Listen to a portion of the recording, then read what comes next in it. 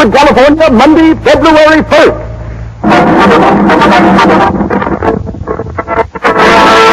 The Lux Radio Theater presents Gary Cooper and Jean Arthur in Mr. Deeds Goes to Town with Lionel Sander.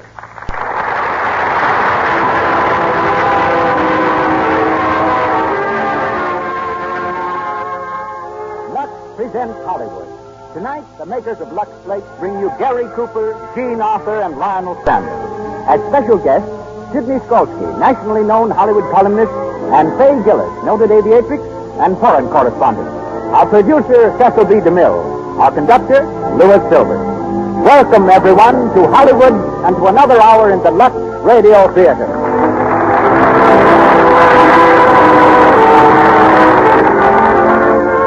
And now, before introducing Mr. DeMille, I'd like to share with you a letter from a California woman, one of our unseen radio audience, Mrs. Roberta Hurst of San Jose.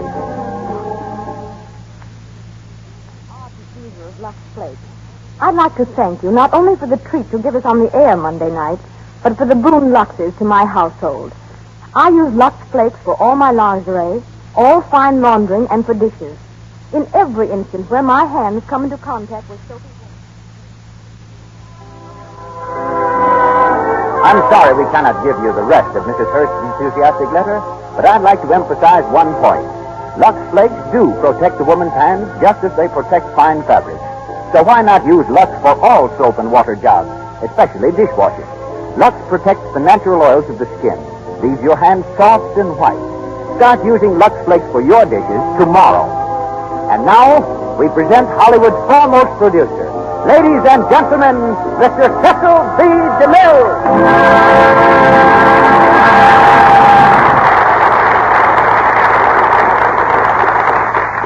Greetings from Hollywood, ladies and gentlemen. Gary Cooper and Jean Arthur were born to the roles they play tonight. Mandrake Falls, where our play opens, might have been any one of the prairie towns Gary once called home, while the town Mr. Deeds goes to is the town Jean Arthur came from, New York. As Babe Bennett, Jean writes lines for a New York paper, while before she came to Hollywood, she delivered lines from a New York stage. Longfellow Deeds devoted his spare moments to writing greeting card poetry. Gary also likes to use a pencil, but instead of making rhymes, he draws pictures. He confided to me that his artistry is merely a case of advanced doodling, which had its beginning when he filled in all the O's in his third-grade reader. Their work in Mr. Deeds convinced me that Mr. Cooper and Miss Arthur were definitely the stars I wanted for the roles of Wild Bill Hickok and Calamity Jane in our picture, The Plainsman. I knew that Gary, raised in a saddle, could be as western as sagebrush in the setting sun. Whatever hesitation I might have had about Jean Arthur was dispelled when I saw her practicing to snap a 15-foot bullwhip around a cowboy's wrist to make him drop a bottle. By letting her use my outstretched arm as a target, Jean had the chance to do what many stars have wanted to do, whip a director. Lionel Sander, in resuming his role of Corny Cobb, gives us another member of the original cast, together with the celebrated Pixelated Sisters.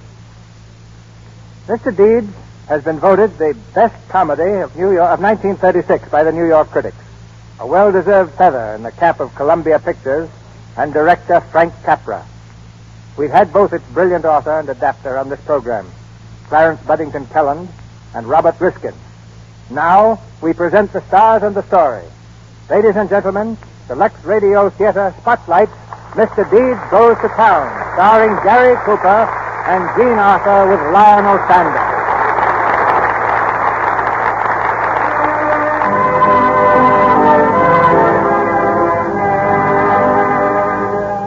Our story begins in the little town of Mandrake Falls, population 600.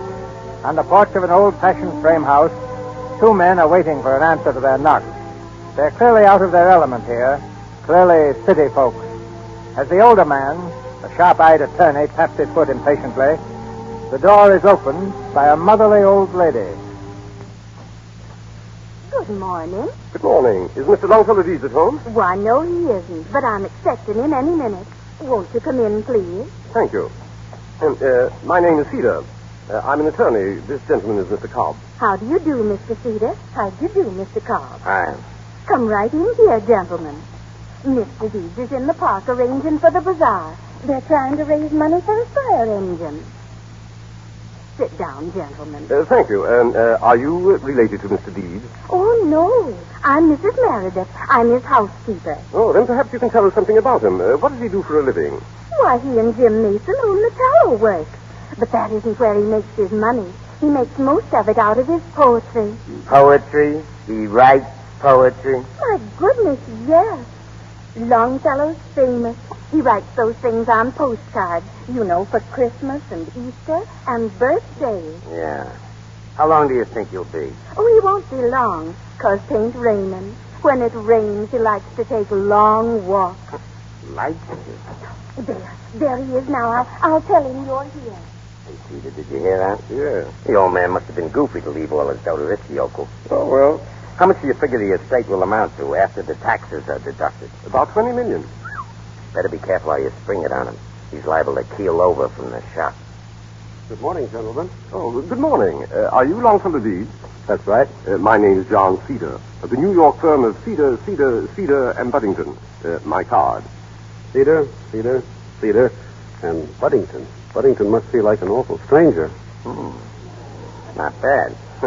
This is Mr. Cornelius Cobb, Mr. Deeds. Hiya. Very well, thanks. Mr. Deeds, we'd like to ask you a few questions. Excuse me, Mrs. Meredith, Yes, Longfellow? have you seen the mouthpiece for my tuba? Why, it's right there on the table. Oh, that's right. My new mouthpiece. I keep losing them all the time. Go ahead, Mr. Cedar. Don't pay any attention to me. I just want to see if this thing fits my new bass horn all right. Mr. Deeds, we have some news for you. Yeah. I suggest you sit down, though, Mr. Deeds. Mr. Deeds. Mr. Deeds, does the name of Martin W. Semple mean anything to you? Not much. An uncle of mine, I think, although I never saw him. Well, he passed on. He was killed in a motor accident in Italy. He was? Well, now, that's too bad. If there's anything I can do... Mr. Semple left a great fortune when he died. He left it to you, Mr. Deeds. Deducting taxes, it's somewhere in the neighborhood of $20 million. Well, for crying out loud. What about lunch? Are the gentlemen going to stay? Perhaps you didn't hear me, Mr. Deeds. I said the whole Semple fortune goes to you. $20 million. Oh, I heard you all right. 20 million. That's quite a bit, isn't it? Oh, it'll do in a pinch. Yes, indeed. I wonder why he left all that money to me. I don't need it. I give up. I wish you'd tell me about lunch if the gentlemen are going to stay. Sure, they'll stay. Mrs. Meredith's got some fresh orange layer cake.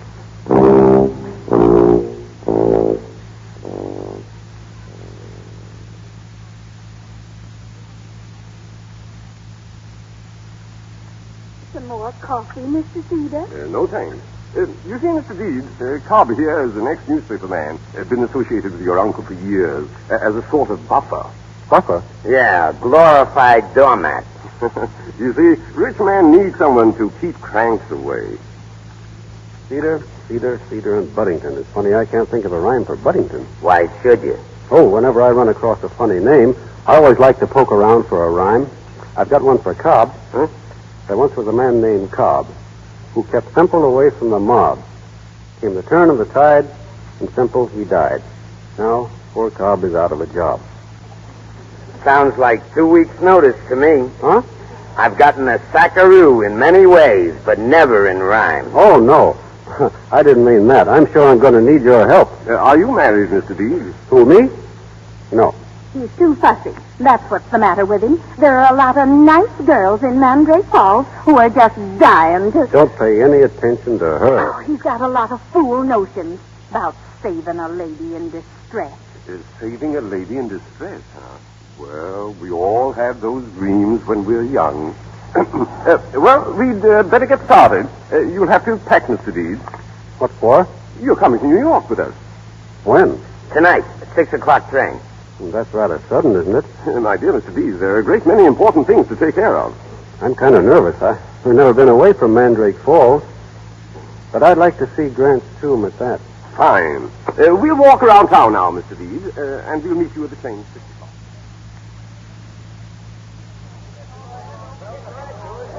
Where now, boys, a farewell song to Longfellow Deeds, the pride of Mandrake Falls.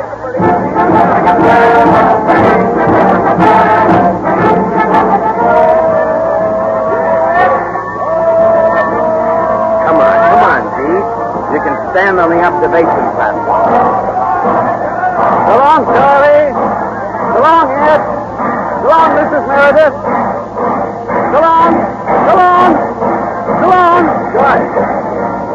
I got a lot of friends.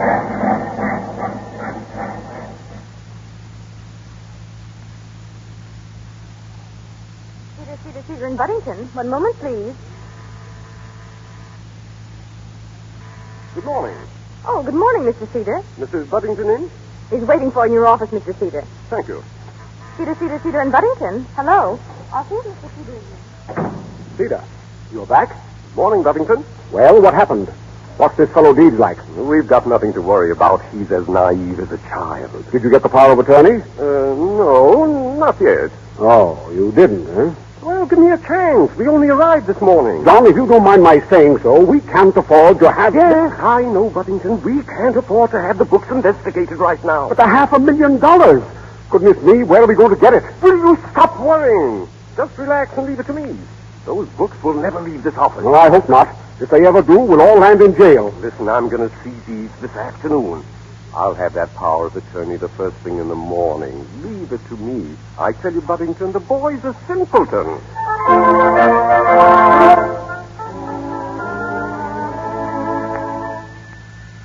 I'll take that, Deeds. Hello? No. I said no. We ain't got any statements to make. Mr. Deeds has taken over his uncle's Fifth Avenue mansion, that's all. That was the press. Oh, where were we, Mr. Cedar? Oh, yes. We were talking about the power of attorney. It's just a suggestion, Mr. Deeds. But if you'd give it to us, we could take care of everything for you. It would save you a lot of annoyances. Every shark in town is going to try to sell you something. Yes, there have been a lot of them around already. Strangest kind of people. Salesmen, politicians, and moochers, all wanting something. I haven't had a minute to myself. Haven't seen Grant's tomb yet. By the way, where's all the money? In a bank? No. There's approximately $1.5 million in cash. The accountants are working on the books now. Be ready in several weeks. Sounds complicated. Oh, yes. That's why I suggested you're letting us take care of it. A rich man should unburden himself. You mean besides wanting to be my lawyer, you also want to handle my investments? Why, yes. Well, outside of your regular fee, how much extra would it cost? Oh, nothing. No extra charge. No charge. But there'd be a lot of extra work, wouldn't there? Oh, it's an added service a firm like Cedar and Buddington usually donates. Only thing, I haven't been able to think of a rhyme for Buddington yet. Neither have I. Mr. Deeds, Listen. A fire engine. Hey, I gotta see it. There goes, boy. Look at it. Mr. Deeds, please. Let him alone, Cedar. If he likes to watch fire engines, that's his business. Gee, that was a pip. We expect to have one in Mandrake Falls pretty soon, with a siren, too. Mr. Deeds, I wish you'd give that matter some thought. Huh? This matter of the power of attorney. Oh, yes, I will. I'll give it a lot of thought. A fellow by the name of Winslow is in here and wanted to handle my affairs for nothing, too.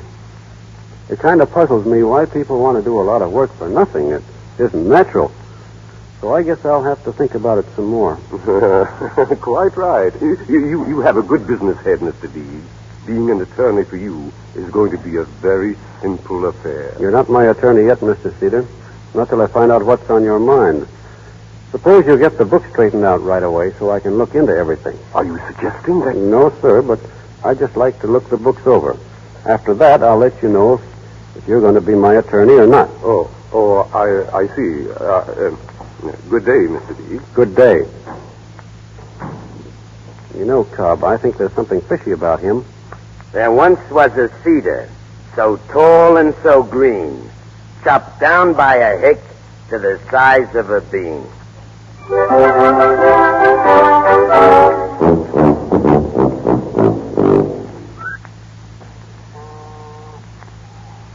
New York Evening Mail. Hello? New York Evening Mail. Mr. McGowan, one moment. I'll connect you. Hello? New York Evening Mail.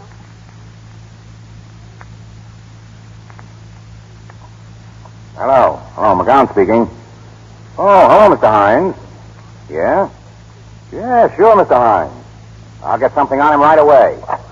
Well, that was the boss again, babe. He's yelling murder. He says this guy Deeds is news and big news. Sure, but how do you expect me to get at him? Cobb keeps him under lock and key. I'm a reporter, not a magician. Well, you won't be a reporter long if you don't get some dope on this guy, and I won't be an editor. Hines is yelling for his human interest stuff. What this guy Deeds thinks about the big town. How does it feel to be a millionaire? Is he going to get married? Is he smart? Is he dumb? That's the angle. And we've got to get it for him. Well, how about it, babe? I'll do my best, Mac, but it'll take time. Listen, babe, you get the story and you can have anything you want. How about a month's vacation? With pay. With pay. Keep 4 columns open on page 1 tomorrow. Now you're talking, babe. I'll keep the whole front page open. How are you going to do it? I don't know yet, but I'll get to him if I have to pull a phony fence right on his doorstep.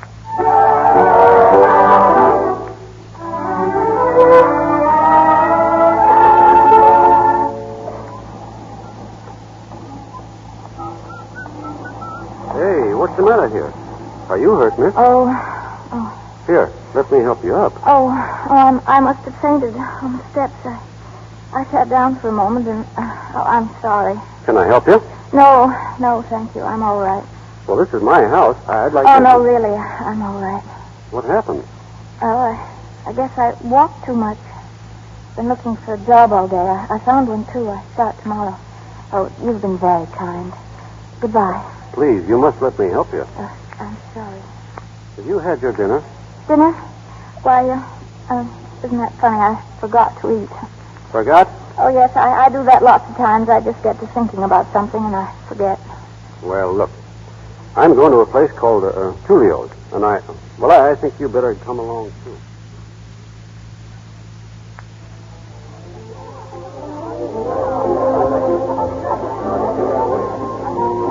Feel better now, Miss Dawson? Does this taste good? I don't know how to thank you, Mr. Deeds. I wish you'd let me help you some. Please. I asked you not to talk about it. I'm sorry. You know, you're the first person I've met in New York who didn't want something. Tell me more about yourself. Well, I've told you everything. My folks live in a small town near Hartford. I'm here alone trying to make a living. I'm really a nobody. You were a lady in distress, weren't you? What? Oh, nothing. Anything else, sir? No, thanks. Oh, waiter. Yeah? Anybody come in yet? Writers, I mean? Huh? Oh, no. Nobody important. You'll be sure to point them out, won't you? Uh-huh. I'm a writer myself, you know. That's so? I write poetry. That's so. Well, I'll let you know. Thanks. He's a nice fellow, isn't he? Yes. Well, you've had quite an exciting time since you've been here, haven't you? All those meetings and business deals and society people. Aren't you having fun, Mr. Deeds? No, at least I didn't. Not till now. I like talking to you. It's funny, my finding you right on my doorstep. Yes, wasn't it? Oh, Mr. Deeds. Yes? Brookfield just came in. The poet? Where? Right over there. Look, Miss Dawson. There's Brookfield, the poet. Really? Who's that with him, waiter? Anna Berry and Morrow. Hannah Berry and Morrow. Why, they're famous authors. Great liberals. Not with their tips, they ain't. Gee, that's marvelous. Right here in the same room with me. Gosh, I wish I could meet them. Well, I might be able to fix it for you. Could you? Sure. I'll be right back. You hear that, Miss Dawson? I'm going to meet them. Talk to them. Gosh, what a night.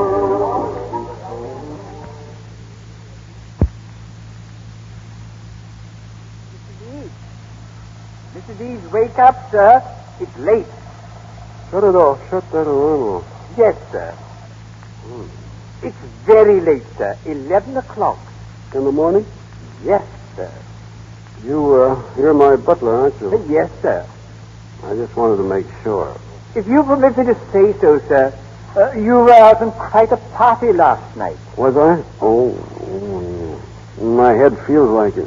Has Miss Dawson phoned? No, sir. She was a lady in distress, Walter, but she wouldn't let me help her. She's got pride. I like that. Deeds, Oh, hello, Cobb. I got to speak to you right away. Get some coffee, will you please, Walter? Very good, sir. Now listen. Where were you last night? Why, I met a young lady, Miss Dawson. Went to Tulio's. Did you sock somebody there? A poet? Yes, a fellow named Brookfield. Why? Why? Oh, I thought I'd better teach him some manners. You see, he invited me over to his table, but after I got there, I found out he only wanted to make fun of me. So you up and socked him. Not very hard. He said some things in front of Miss Dawson that I didn't like. Go on. After you socked him, what happened then? Well, another writer there, he was in the same party. He congratulated me, said Brookfield should have been stocked long ago. Well, this other writer, he invited me out to see the town, so we went. Yeah. And then what happened? Well, it's a little hazy after that. Well, take a look at the newspapers. They ought to refresh your memory. Look, Cinderella Man on spree. Punches literary light at Tulio's. Shows big city how to cut up. Holds up traffic at 3 a.m. feeding donuts to horses. Cinderella Man. What do they want to call me that for? They'd call you anything if you give them half a chance. They got you down for a sap. I think I'll go down and punch the editor on the nose. No, you don't. Listen, get this clear. Punching people is not the solution to anything. Sometimes it's the only solution. Not editors. Take my word for it. Not editors. But what about this Cinderella Man? That's my job. I'll keep that stuff out of the papers if you'll help me. But I can't do anything if you go around talking to people. Please, will you promise me to be careful from now on? Yes. I guess I'll have to. Thanks. If you feel the building rock, it'll be me blasting into this editor. Oh, excuse me, Mr. Cobb. Your coffee, Mr. Dean. Thanks. You know, Cobb's right, Walter.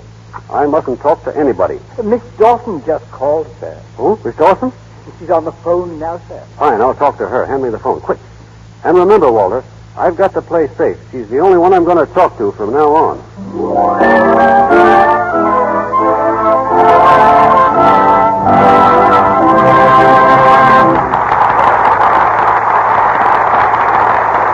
Tune in for a moment on a typical Lux home. Mrs. Ellison and her 16-year-old daughter have been listening to our play. Wouldn't it be wonderful, Mother, if someone left us a lot of money like they did to Mr. Deeds? What would you do with it, Betty? Buy heaps of new clothes, for one thing, and dozens of new undies. Those lovely French handmade ones with lace. And, Now, child, you have plenty of pretty clothes. And nice undies as it is. Oh, but, Mums, I haven't. Why, even those new slips I got for Christmas look sort of run down now. That, my dear, is your own fault. How often have I told you to take care of your underthings? Wash them every night with Lux Flakes. Mine stay new looking for months, even years, thanks to Lux. Mrs. Ellison is right. Gentle Lux Flakes do keep your silk things new looking far longer.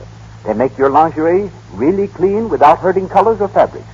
Things not only wear longer when luxed regularly, but you'll be delighted at how sweet and fresh they are.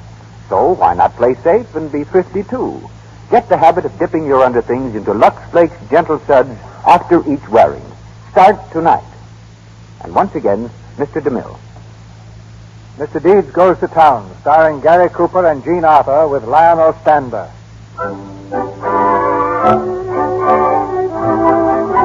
Unaware that his newly discovered friend, Miss Dawson, is really a newspaper reporter, Longfellow Deeds has taken her completely into his confidence. She is the source of all the Cinderella Man stories that are now making front-page headlines. But she's beginning to feel the pangs of conscience. We find them now, sitting on a bench in Central Park. This is getting to be sort of a habit with us, isn't it? What? Well, I mean taking walks and going places. Yes. Here you are, people. Read all about it. Cinderella Man prays to Tuba to give reception to society. Read all about it. Cinderella Man. There they go again. Cinderella Man. Does it hurt you so very much? I don't know. I've tried not to worry about it. They'll write those articles till they get tired. Only, I don't understand. Why do people have to go around hurting each other? Why don't they try liking each other for a change? You know, you said something when you met me, something I've thought about a great deal. What's that? You said I was a lady in distress. Oh, that. What did you mean by that? Oh, nothing. You said it as though it had some significance. Well, you see, I always had an idea that someday, have you got are you engaged or anything? Why, no. Are you? No, You don't go out with girls much, do you? I haven't. Why not? Oh, I don't know. Well, you must have met some swell society girls since you've been here. Don't you like them? I haven't met anybody here I like particularly. Except you, of course. Last night after I left you, I was walking along and looking at the tall buildings and got to thinking. They created a lot of grand palaces here, but they didn't create any noblemen to put in them. I'd rather have Mandrake Falls. I'm from a small town, too, you know. Really? Probably as small as Mandrake Falls. Gosh, what do you know about that? Oh, it's a beautiful little town, too. Row of poplar trees right along Main Street. Always smelled as if it just had a bath. I've often thought about going back. Have you? Oh, yes. I used to have a lot of fun there. When I was a little girl, I used to love to go fishing with my father. He was something like you, my father was. He played in the town band, too. He did? What did he play? The drums. Taught me to play some. He did? I can accompany myself to Swanee River. Would you like to hear me? Sure. Well, wait till I find a couple of sticks. Well, here's one. All right, this bench will have to do as a drum. Way down upon the Swanee River, far, far away. There's where my heart is going ever. There's where the old folks stay. See, that's swell. Now, you do it again, and I'll sing Humoresque. All right. Way down upon the Swanee River, far, far away. There's where my heart is going ever. There's where the old folks stay. Hey, there's a fire. Here comes the engine. Hey. Well, you're just going to share a space. Hey, will you do me a favor? Sure, what? Wait here for me. I want to check that engine and see how they do it. I'll be right back.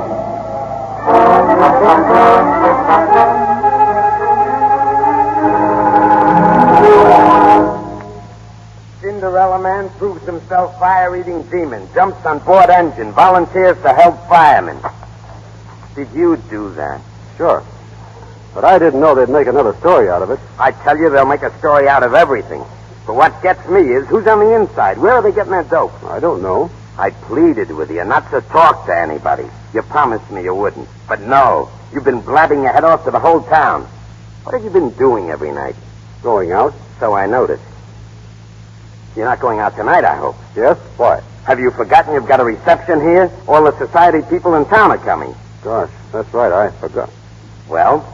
I had an appointment. I was going to meet somebody for dinner. You can't dodge your own reception. It ain't etiquette. No, I suppose not. Only... Only what? Well, let me think it over. I'll let you know.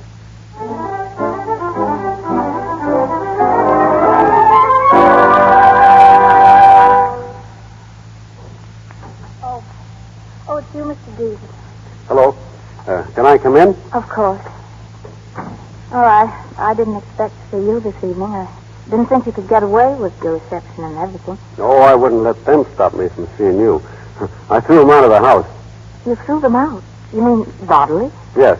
They got on my nerves, so I threw them out. Well, I guess that'll be in the paper tomorrow. Something else for them to laugh at. Yes, I suppose it'll have to be in the paper. I don't mind, though. I had too much fun doing it. Sit down. Thanks. I can't stay long, though. It's pretty late. It's all right. Is there anything wrong? No, why? Well, you just look sort of funny. I mean, sad. I get that way sometimes. How's everything going? Not so good. I'm finding things out. A lot of things. What? Well, first of all, it's not so much fun being a millionaire. I wouldn't mind if they'd let me alone, but you know how it is. Yes. I once had an idea I could do something with the money. Some good, I mean. But they keep me so busy here, I didn't get to figure anything out. I guess I'll think of something when I get home. Oh, you're going home? Well, a man ought to know where he fits in. I just don't seem to fit in around here. Mary, Yes. I was thinking of... Well, I wish you could come to Mandrake Falls sometime. Me? Yes. You know, within a couple of miles of my house, you can find nearly every kind of tree and bush and flower in the world. I used to spend hours in the woods just hiking around. It was wonderful. I generally take a girl with me. A girl? No, not a real one. I'd make one up, just to have somebody to talk to. She was beautiful, too. I always knew that someday I'd meet her. Mary. Wait a minute. You said you found things out. Well, so have I. This town gets you somehow. It makes you coarse, unfeeling. It's done it to me. You? Listen, dear. Don't let anybody hurt you anymore. They can't. You're too real. And you go back to Mandrake Falls. You belong there. These stories about you will stop. They'll stop right now. Mary. Yes. Remember that poem I told you about? The one I was writing about you? Well, it's finished. Would you like to read it? Of course. It's to you.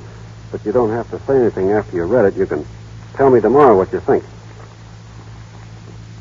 I tramped the earth with hopeless feet, searching in vain for a glimpse of you. Then heaven thrust you at my very feet, a lovely angel, too lovely to woo. My dream has been answered, but my life's just as bleak. I'm handcuffed and speechless in your presence divine. For my heart longs to cry out, if it only could speak. I love you, my angel. Be mine. Be mine. You don't have to say anything now, Mary. I'll wait to hear from you tomorrow. Yes. Tomorrow. Good night, Mary. Good night.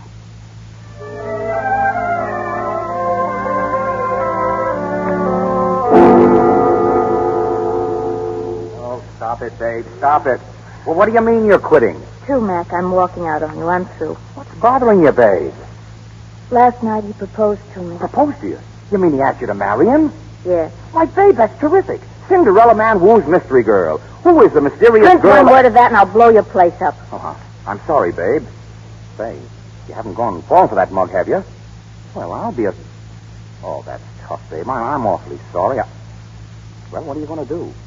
I'm telling the truth. Well, tell him you're Babe Bennett. Tell him you're making a stooge out of him. I've got a lunch date with him. Expect an answer. It's going to be pretty. Oh, don't be a sucker, babe. You can disappear, can't you? Oh, I thought of that, too. You need never see him again. That's the rub. Oh, it's as bad as that, huh? Telling him's a long shot. I'm going to take it. Hand me the phone, will you, Mac? Now, listen, babe, listen. Are you sure you're doing the right thing? Right thing. It'll be a novelty for me.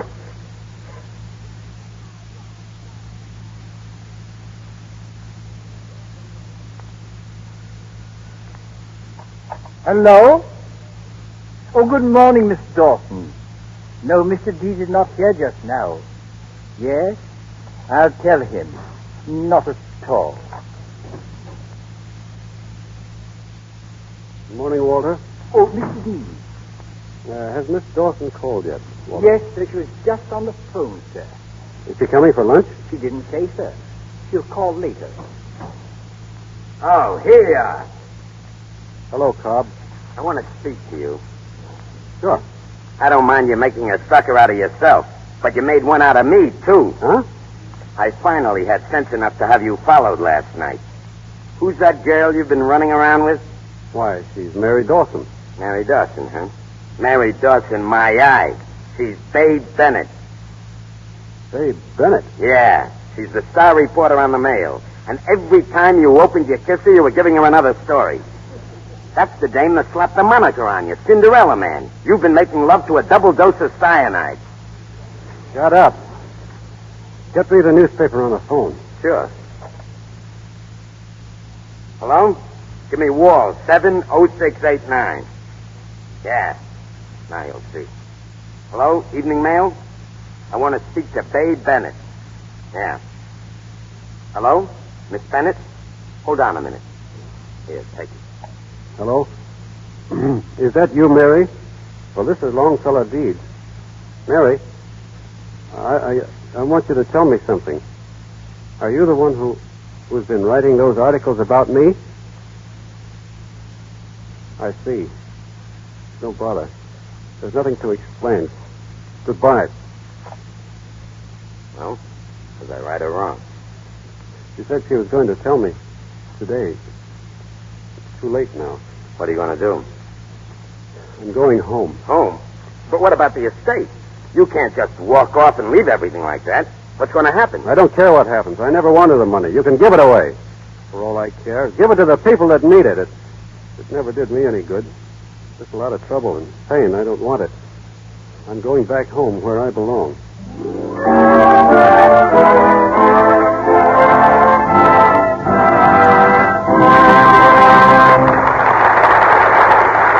We pause for station identification. This is the Columbia Broadcasting System.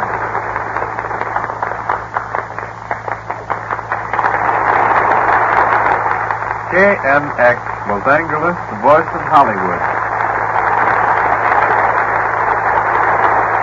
In a few moments, we'll resume Mr. Deeds Goes to Town, starring Gary Cooper in the title role and Jean Arthur as the reporter. We hear now from another lady of the press, Fay Gillis. Miss Gillis fell rather than rose to fame. One of the best-known ladybirds in America, she became the first woman member of the Caterpillar Club, whose ranks are composed solely of those who have saved their lives by parachute jumps from aeroplanes. When Wiley Post made his record-breaking flight around the world, it was Miss Gillis who met him in Siberia with food and fuel. The place occupied by Will Rogers on his tragic flight with Wiley Post was relinquished to Mr. Rogers at the last moment by Miss Gillis. She is now in Hollywood, reporting for the New York Herald Tribune, and expects to leave shortly for the Orient. Ladies and gentlemen, Fay Gillis.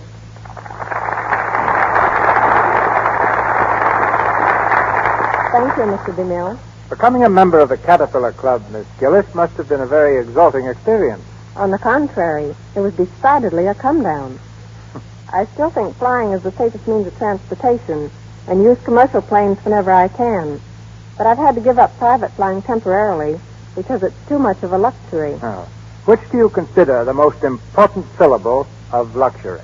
Lux, of course. And I'll never give that up. In fact, I carry it with me wherever I go, though it's hardly necessary anymore, for I find it everywhere, from Vladivostok to Paminok and Java. By the way, here's another use for Lux Flakes, washing leopards. I've had my pet leopard Snooks ever since she was a little bundle of fur caught in the African jungle, and she's with me now in Hollywood. Snooks has the most beautiful coat you ever saw. There's a reason.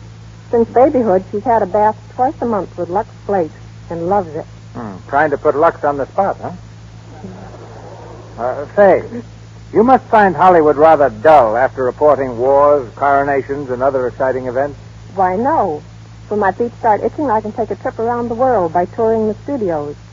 I can visit Tibet on the Columbia lot, where Harry Cohen has erected spectacular Shangri-La for Lost Horizon, the magnificent new film directed by Frank Capra, who also directed the screen version of tonight's play, Mr. Deeds. I can visit Naples on the set of Dogsworth, India and Afghanistan and Shirley Temple's new film, Wee Willie Winkie, Berlin in The Road Back, Westminster Abbey in The Prince and the Pauper, Dublin in The Plough and the Stars, and China in The Good Earth. And now, thanks very much, Mr. DeMille. I'll be seeing you at Paramount before long, slinking through the bayous of Louisiana with Lafitte, the buccaneer. Good night, Globetrotter. Mr. Deeds Goes to Town, starring Gary Cooper and Jean Arthur with Lionel Stander.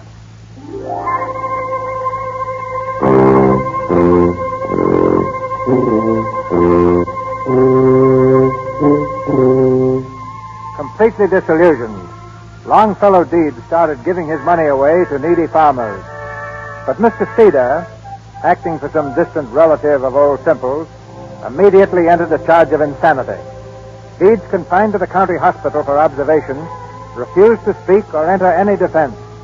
And now, on the opening day of the insanity hearing, with the little courtroom jammed, Cedar is just finishing his address to the bench. In the interest of my client, the only other living relatives of the late Martin W. Semple, we cannot permit a fortune so huge to be dissipated by a person whose incompetency and abnormality we shall prove beyond any reasonable doubt. We present our first witness, Your Honor, Miss Louise Bay Bennett. Quiet. Miss Bennett, you're employed by the Evening Mail. Your Honor, this is ridiculous. You will please answer the question. The whole hearing's ridiculous. That man's no more insane than you are. They're trying to railroad this man for the money they can get out of it. No. Young lady, another outburst like this, and I shall hold you in contempt. Proceed. Are you employed by the Evening Mail? No. I resigned last week. Prior to that time, were you employed by the Evening Mail? Yes. Were you given an assignment to follow the activities of Mr. Longfellow Deeds? Yes. Did you subsequently write a series of articles about him? Yes. Are these the articles? Yes.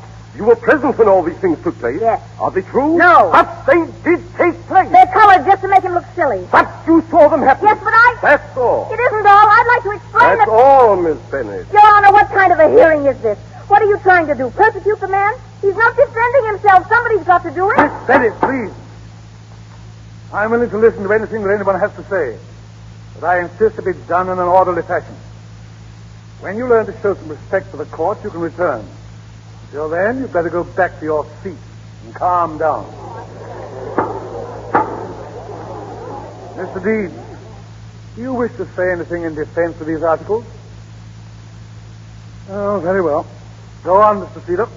Our next witnesses will testify together, Your Honor. Take the stand, please. Yes, sir. What's your name? Jane Faulkner. This is my sister, Amy. Yes, Amy. I'll direct all my questions to you, Miss Jane. You can answer for both.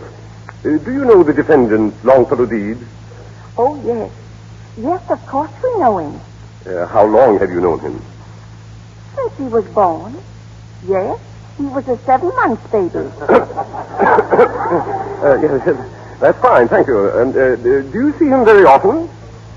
Most every day. Sometimes twice. Must we have the echo? Suppose you just answer, Miss Jane. Now tell me, what does everybody back home think of Longfellow Deeds? They think he's pixelated. Oh, yes, pixelated. He's what? What did you say he was? Pixelated. Mm-hmm. Perhaps I can explain, Your Honor. The word pixelated is an early American expression, derived from the word pixies, meaning elves. They would say the pixies have got him, as we nowadays would say a man is balmy. Is that correct, Miss Jane? Mm-hmm. Why does everyone think he's pixelated? Does he do peculiar things? He walks in the rain without his hat and talks to himself. Sometimes he whistles and sings. We always run in the house when we see him coming. He sure is pixelated. Oh, yes, he's pixelated all right. Thank you, ladies. Thank you. That'll be all. You see, Your Honor, the man's actions speak for themselves. I have one more witness whom I'd like to present at this point, Dr. Emil Fraser, the eminent Austrian psychiatrist. Dr. Fraser, will you give us your opinion, please, in simple terminology, if possible? Certainly. It is my opinion that Longfellow Deeds is a manic depressive. In cases of this kind, patients sometimes go on for years before they are detected. Why is that, Dr. Fraser? That is because their moods change so quickly and so often. First, they are extremely depressed, melancholy. Then the mood changes again in the other direction until they reach a state of high exaltation. Here, everything is fine. Here, the world is beautiful. How would you say, Dr. Fraser, that this applies to Mr. Deeds? The symptoms are obvious. When he is on top of the waves, he plays his tuba, writes his childish poems, chases fire engines in his desire to help humanity. This is contrasted with his present mood, which is so low that even the instinct for self-preservation is lacking. Another significant point was his desire to give away every bit of his fortune. Oh, yes, there's no doubt. He is an obvious case of manic depressive. Thank you, Dr. Fraser, thank you. That is all, Your Honor. Deeds, you're not going to let him get away with this, are you? At least let me ask for a postponement. Cedar will settle out of court for $2 million. He told me that. Mr. Deeds, before I arrive at a decision, isn't there anything you want to say? Come on, don't be a sucker. Oh, very well, if you won't speak. Mr. Deeds, in view of the testimony, I think it advisable for your own safety that you be sent to a state hospital. You need medical attention, Mr. Deeds. Perhaps in a little while... No, wait a minute. You can't do it. Please, you've got to make him talk. Let me try. Darling, please. I know everything I've done. I know how horrible I've been. If you never see me again, no matter what happens, do this for me. Miss Bennett, please. You said I could speak. You said I could have my say if I were rational. I'm rational. I'll take the witness chair. Your Honor, what she's saying has no bearing on the case. Let's not speak. I know why he won't defend himself. That has a bearing on the case, hasn't it? He's been hurt. He's been hurt by everybody he's met since he came here, principally by me. He's been the victim of every conniving crook in town. The newspapers pounced on him, made him a target for their feeble humor. I was smarter than the rest of them. I got closer to him so I could laugh louder. Why shouldn't he keep quiet? Every time he said anything was twisted around to sound imbecilic.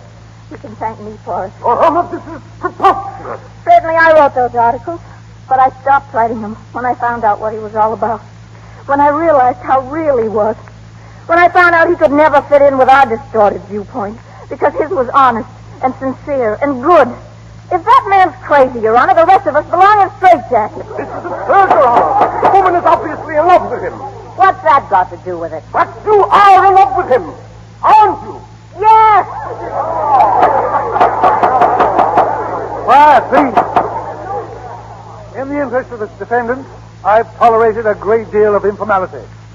If there's one more outburst, I shall have the courtroom cleared. Your Honor, I'd like to put in my 2 cents. I've known this man, Quiet. little fella. Sit down. Your Honor, Yes, Mr. Deeds? I'd like to put in my 2 cents worth. Go ahead, Mr. Deeds. Well, I don't know where to begin. There's been so many things said about me. Of course, Mr. Cedar has a right to think I'm loony. I once considered paying him $100,000 a year for his services. About my playing the tuba. Seems like a lot of fuss has been made about that. If a man's crazy just because he plays the tuba, somebody better look into it, because there are a lot of tuba players running around loose. Of course, I don't see any harm in it. I play mine whenever I want to concentrate. That may sound funny to some people, but most everybody does something silly when they're thinking. For instance, the judge here is an O filler. What? An O filler. You fill in all the spaces in the O's with your pencil. I was watching you. Proceed, Mr. Deeds. Yes, sir. Well, that may make you look a little crazy, Your Honor, just sitting around and filling in O's, but I don't see anything wrong because that helps you think. Other people are doodlers. Doodlers? Well, that's a name we made up back home for people who make foolish designs on paper when they're thinking. Oh. Called doodling. Almost everybody's a doodler. Did you ever see a scratch pad in a telephone booth? People draw the most idiotic pictures when they're thinking. Dr. Fraser here could probably think up a long name for it, because he doodles all the time. I picked up this paper he was scribbling on. I can't figure out what it is. One minute it looks like a chimpanzee, and the next it looks like a picture of Mr. Cedar. Quiet, please, quiet. Looks kind of stupid, doesn't it, Judge? But I guess it's all right. If Dr. Fraser has to doodle to help him think, that's his business. Everybody does something different. Some people are ear pullers, some are nail biters. Mr. Cedar is a nose twitcher. See him? So you see, Your Honor, everybody does funny things to help them think. Well, I play the tuba. Your Honor, this is becoming farcical. I suggest Mr. Deeds dispense with his side remarks. Let him stick to facts. Be quiet, please. Go on, Mr. Deeds. Now, about the Faulkner sisters. That's funny. I mean, about Mr. Cedar going all the way to Mandrake Falls to bring them here. Would you mind if I talk to them? Not at all. Jane, who owns the house you live in? Why, you do, Longfellow. Yes, you own it. Do you pay any rent? No, we don't pay any rent. Good heavens, no. We never pay rent. Are you happy there? Oh, yes. Yes, indeed. Now, a little while ago, you said I was pixelated. You still think so? Oh, yes. You've always been pixelated, Longfellow. Always. No, that's fine. I guess maybe I am. Now tell me something, Jane. Who else in Mandrake Falls is pixelated? Come on. Who else in Mandrake Falls is pixelated? Why, everybody in Mandrake Falls is pixelated. Except us. All except us. There's just one more question. Do you see the judge here? He's a nice man, isn't he? Mm-hmm. Do you think he's pixelated? Oh, yes. Yes, indeed. Well, that's all, ladies. You haven't touched on the most important thing, Mr. Deeds. This rather fantastic plan of yours to want to give away your entire fortune is, to say the least, most uncommon. Well, I was getting to that, Your Honor. Of course, I don't know why all this hullabaloo has been raised about my giving the money away. The plain fact is I don't want it. I never earned it, and so far it's brought me nothing but hard luck. Now, my idea was very simple. I was going to give each farmer who needed help 10 acres of land, a horse, a cow, and some seed. And if they work the farm for 3 years, it's theirs. Now, if that's crazy, maybe I ought to be sent to an institution, but I don't think it is. And what's more, Mr. Cedar doesn't either. Right before the hearing started, he offered to call the whole thing off if I made a settlement with him for $2 million. So you see, he wouldn't think I was crazy if he got paid off. Alive! Deeds is drawing on his warped imagination. You'll please permit Mr. Deeds to finish? Anything else, Mr. Deeds? No. Yes. There's one thing more I'd like to get off my chest before I finish. Go ahead, Mr. Deeds. Thank you. Mr. Cedar, I've tried to teach a few people some manners here lately. You're next. Don't sock him, Deeds. Don't!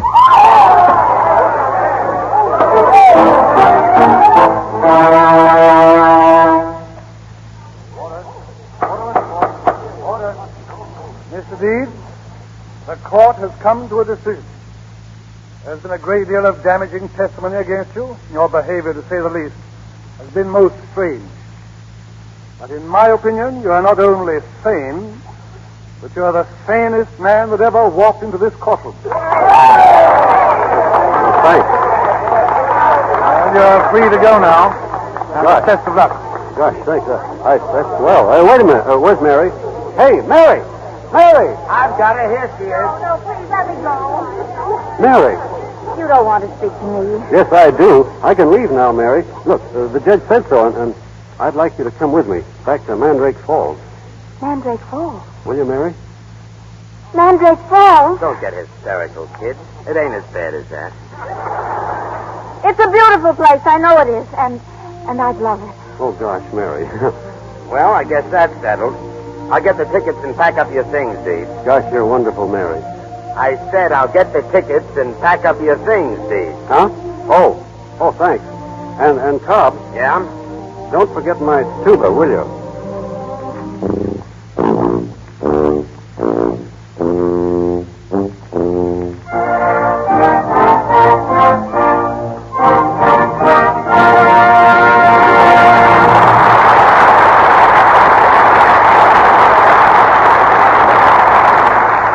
Mr. Deeds has gone to town, but there'll be a word or two a little later from Gary Cooper and Gene Arthur.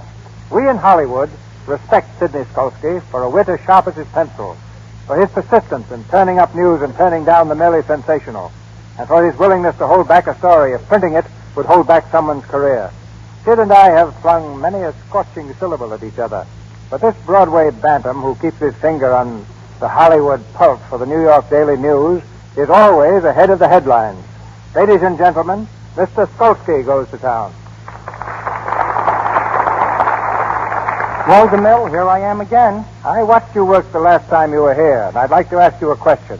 What is a columnist? That's a little difficult. Columnists are born, not made. You're the perfect size for a columnist. You're just tall enough to reach the keyhole. I like that line even when I used it. You columnists know everything, don't you? I know enough to know that while peeping through keyholes, I have observed the wardrobe departments in all leading Hollywood studios using Lux Flakes to wash the silk stockings of the movie actresses.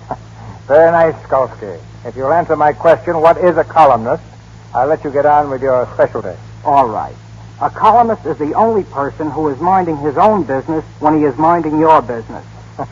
Good enough, Mr. Skolsky. Now, go to town. I hope I don't have any detours. Hollywood is a place where Carol Lombard doesn't close her dressing room door, where Myrna Loy, while waiting on the set to play a sophisticated lady, knits.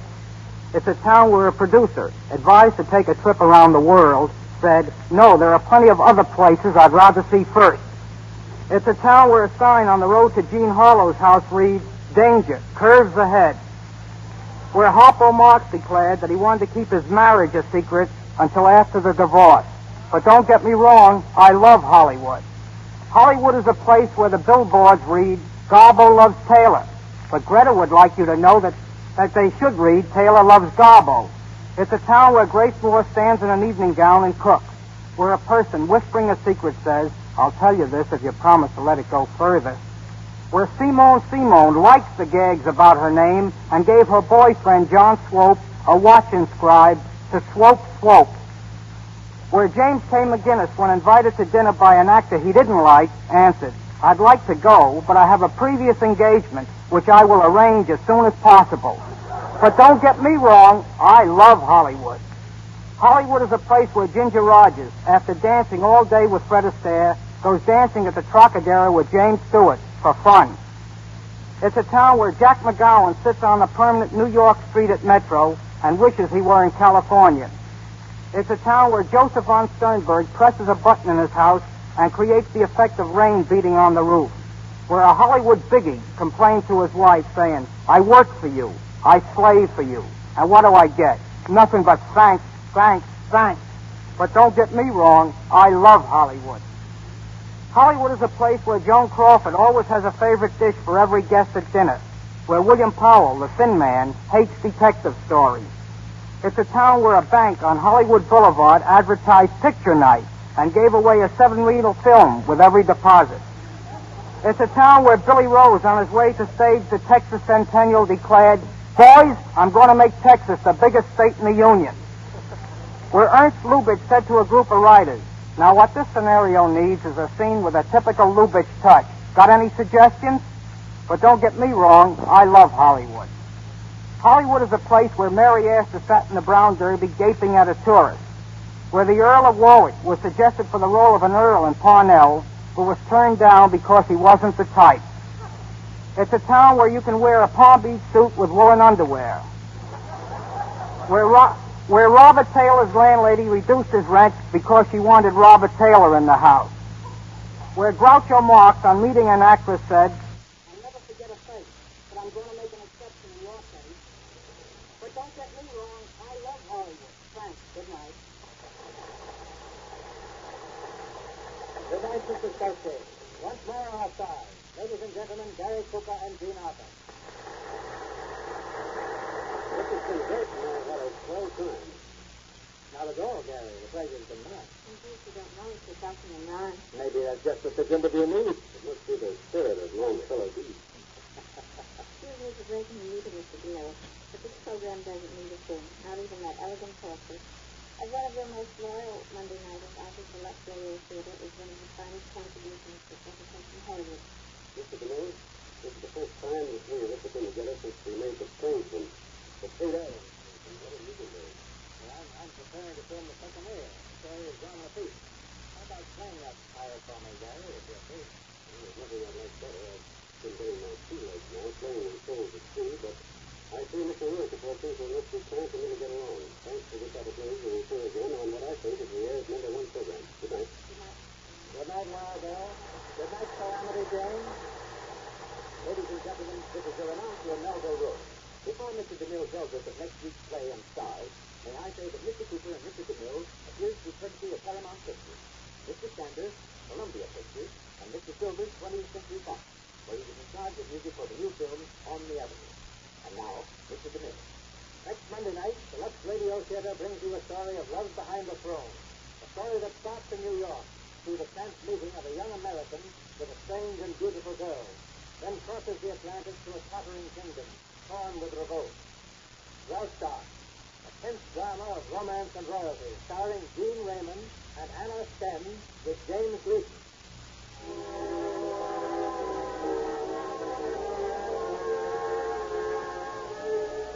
Our sponsors, the makers of Lux Flakes, join me in inviting you to be with us again next Monday night when the Lux Radio Theater brings you Gene Raymond and Anna Sten in Graustark with James Gleason. This is Cecil B. DeMille saying good night to you from Hollywood.